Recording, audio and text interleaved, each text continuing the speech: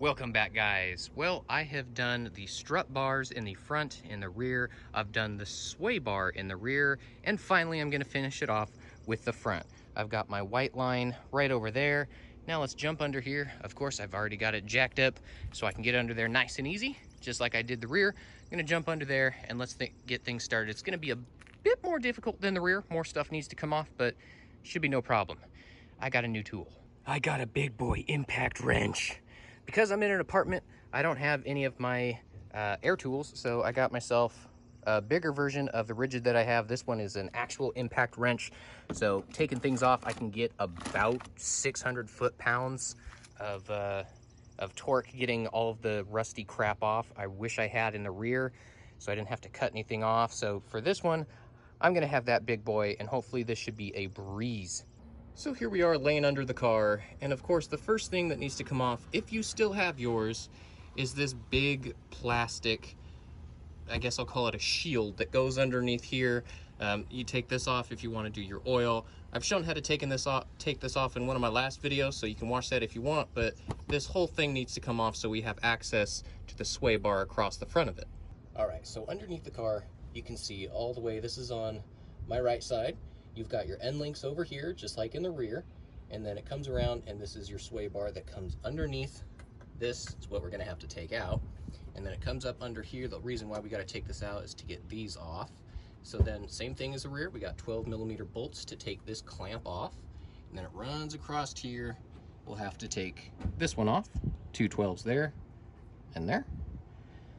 And then it runs across, and same thing on the other side. We've gotta take this whole thing off, then it runs up over here, same thing with your end links. So in order to take these off on both sides, all right, looking up at the front of the car, we've got a few bolts to take out on either side to take these off. So right here, we've got two 14mm bolts. You can't see the one on the other side, but there's 2 right up here.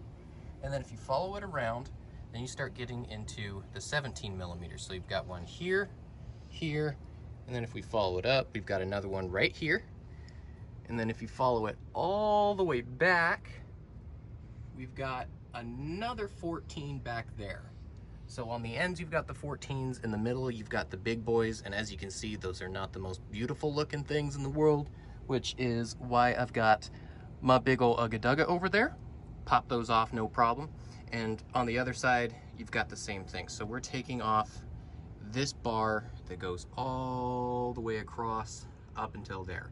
So this middle piece right here, so you have a better idea, up top, the 12mm bolts that go up through here, on the inside, you might be able to see, it has a welded on nut on the top, so there's nothing behind it.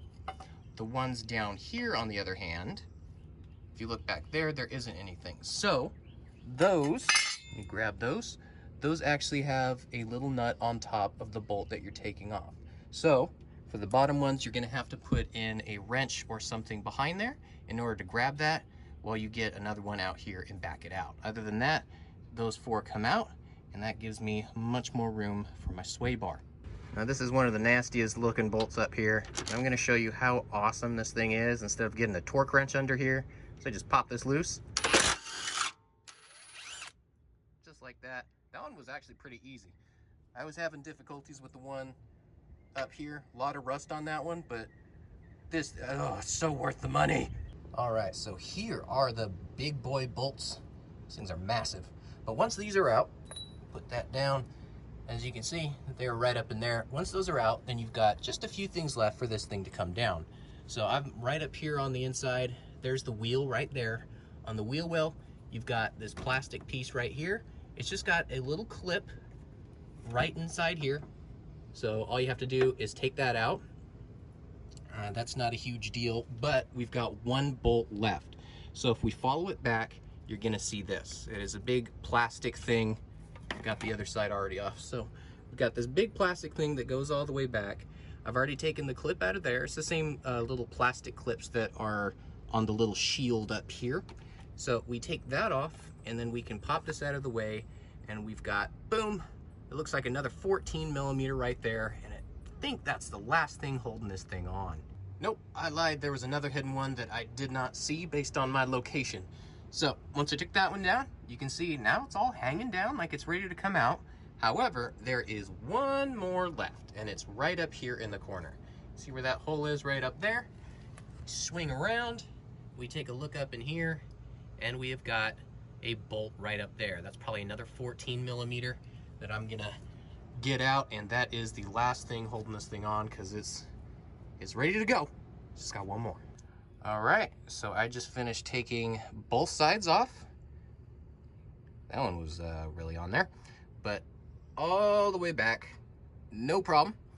I did wanted to say that these guys are different. So that 14 millimeter, these are all in order. So this 14 millimeter, the one that was all the way in the very back, this little guy is the same as the ones at the very end. So the two that were over here and that hidden one that was right up there, those are all the same. However, as you go back, so this was the first 17, these are different. The last two, I believe, are the same. Yeah, the last two are the same, but these two up here are a little bit different. This one's a little bit skinnier, this one's a little bit shorter. So that's what you're looking at. The long brass ones are those last two, and as you go up, this middle one is the short one, and the one that goes all the way up. This one's a little bit thinner. I believe it's a tiny bit shorter too. Yeah, there we go. So it's just a tiny bit shorter, and it's got a more pointy end than the other ones do. So there is a difference. So when you take those out, make sure you keep them in order, or you take a picture, or you put them in a bag. Do something so you know which ones are going in the right place. Now moving on to the end links. So these are going to be different from the rears. The rears just have your regular nut on here, and then you've got a place on the other side to where you can put another 14 millimeter, and you basically have to take it off. This one, as you can see, I've already got the Allen key in here. You've got an Allen in here to hold this in place while you get this nut off. So this is a 14 millimeter nut here, and this is a metric 5 Allen. So I've got that in there. All I have to do is pop it in here and turn it little by little. I'll get it just like that. And this is going to take forever. All right, so the top of the end link was actually pretty easy for me. Just pop in that Allen up there, twist it off, you're good to go. The bottom, however, I guess it's being closer to the wheel, it gets more rust. I had to cut that one off yet again. I couldn't get my impact in here, so, well, I guess you win some and you lose some. But I knew that was gonna happen, so I already have end links this time, unlike the last time where I had to buy them halfway through the project. So I've got new end links, so I do have those. Of course, everything I have in my videos I put down below in the description, so check there for those if you want to take a look. So now I have those out. My end link is just kind of sitting here. You've got two 12 millimeter bolts. You've got one right up there and right down there. Once you get them out, it's gonna look like this. You're gonna have your nasty little greasy bushing on there, but you're gonna have this open. Make sure you keep all the hardware and everything just in case you need to reuse it depending on which kit you have, but I'm gonna show you what I got in my white line kit. So make sure all that stuff is out. We'll take this bar out and just basically reverse order. We'll start putting the new stuff in, but there is a few different things that that white line comes with. Okay, so the first thing we're gonna do is put the new bushings on. These are super easy. They've got that little slit in each one. You just have to kind of open it up and put it down on there. So I've got both on there. Now we're gonna raise it up and put it right back to where the old mounting was, right up here. And we're gonna use the same bracket that was on the last one, and we're also gonna use the same bolt and nut. And just like that, I got it installed. Of course, not tightened up yet, just everything in a very loose kind of snug way, finger tight if you will, if you can get it to that point. Nothing can be tightened up until it is on flat ground. If you're on flat ground, go ahead and tighten it up, but I'd suggest doing that after everything's in its place and then tightening it up. But I'm just gonna put everything snug, just like I did the rear, until I get everything where it needs to be, drop it down on the ground, let it settle, and then tighten it up. Go for a drive after maybe a day, then come back down here, make sure everything's still tight. So this can go two ways, but this is the proper way it needs to go. It needs to come up. Make sure you have it up here.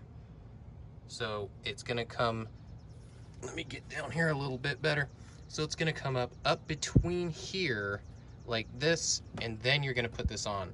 If you have it just laying down here underneath, it's not gonna work because then it's gonna hit right here and you can't get it up there. So pop it up here and then tighten it up. It is not supposed to be up here. It's supposed to be underneath the control arm right here. So now that this is in its proper place, I can put in my new end links up here and put it in the correct hole. Now the correct hole is totally up to you. So the further up it is, just like the rear, the further up it is, the softer it is, the further down it is, the harder it is. However, this one's only got 2 holes and they're very close to each other, so I don't think there's gonna be much of a difference between the two, but I'm just gonna pop those in and I'm gonna be golden. There we go, just got it up in there and into the right place. Now, like I said, I haven't tightened anything up. To get these in place, you do have to do a little bit of finagling and moving around. You got to move the bar all the way out on one side and then back in on the other side when you go to the opposite over here, just to get things where you need them.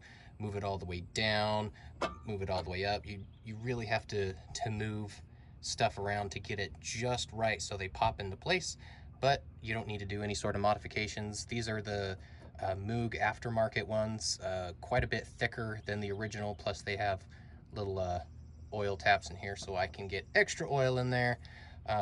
Even when they run out, I can just pop my oil gun on here and fill that up. So these are the new ones, 17 millimeters.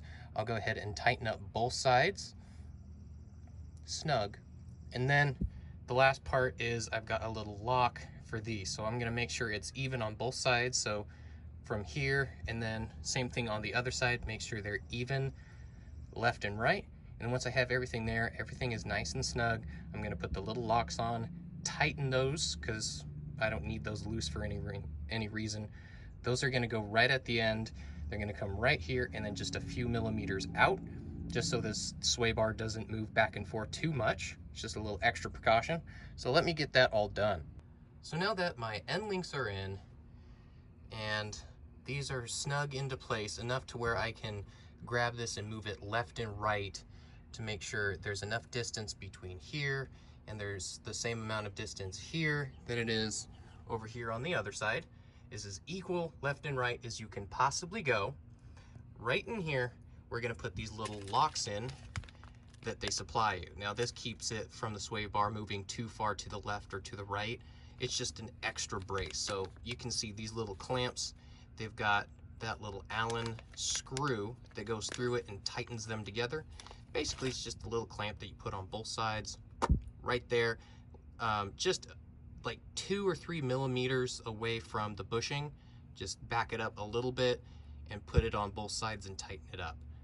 So there you can see, I just put it on, just got it snug enough to where they're connected. I haven't tightened anything up yet, just to show you what that looks like. And I'm gonna put it right about there, just to give it just a tiny bit of room between the bushing and this. So I'm gonna put these together, tighten those up, and once I'm done with that, I can drop the car and make sure everything is super tight. As you can see, just dropped her down onto flat ground. Now I'm gonna jump under there and make sure everything is nice and tight the way it should be. I looked up the torque specs on this one, just like the rear. Nothing is supposed to be extremely torqued down, except for these guys. But everything on your sway bars and end links and everything like that, you shouldn't be torquing that stuff down. I think the most you're gonna get is maybe 50. But yeah, don't snap anything off because you're trying to torque everything so hard. So I'm gonna jump under there and make sure that's all tight at ground level, take it for a spin, and it's gonna be awesome. All right, so that is everything you guys have to do to change, well, pretty much everything. I went over the fronts, the rears, the sway bars, the strut towers, all that stuff. And every time I put something new on, I feel a little bit of a difference. When I just had the rear, it's actually been a few weeks before I got to the front, but since I did the rear, I noticed every time I went around a corner, as weird as it sounds, I felt the rear of the car be a lot more stiff, especially if I went over a ditch in the road while turning. I felt like the front would be very soft and kind of go over it, but the rear, I could feel it in the back going back and forth. Now that I have everything installed front and rear, it's the same thing that I felt in the rear, but the whole car. Everything is so much more solid, and I notice it a lot more at higher speeds when you're going around corners. There is no more softness, no more body roll. Everything is so much tighter going around corners and kind of going in between lanes, and like just me testing it out, massive, massive difference on the softness of the ride. So this kind of gives me an excuse to possibly go to the track now that I feel this is a much stiffer, better performing car rather than just kind of a nice leisurely stroll. So stay tuned for the next videos. I still got a bunch of stuff I'm gonna do to my Forester. Have to do stuff to my Insight too, because it's starting to die, the battery. So I always have videos. Come and watch them.